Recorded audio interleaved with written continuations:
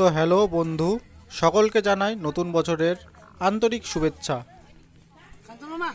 তো শীতকাল মানে চড়ুই ভাতির মরশুম। তো এই চড়ুই ভাতির আনন্দ উপভোগ করতে আজ আমি পৌঁছে গেছি না লন্ডন না প্যারিসে, এসেছি মামার বাড়ির দেশে। ছড়া কাটতে খুব একটা আমি অভিজ্ঞ নই, তবে নিজের মতো করে চেষ্টা রাখি আর কি। তো হাতাখুন্তি উনুন পর্বের অন্তে শুরু হয়েছে পেট পুজো পর্ব। এই যে আমার মামাতো দুই ভাই, আমিও রীতিমতো বসে গেছি আরেক লাইনে। তো শুরুতেই ময়দানে এন্ট্রি নিল ভাত।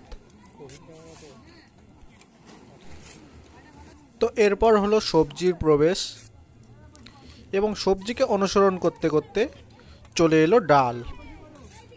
একদম বাঙালির শ্রেষ্ঠ 3 মেনু। তো চিকেন এলো নেচে। এ ভাই, এবার পালাবি কোথায় বেচে?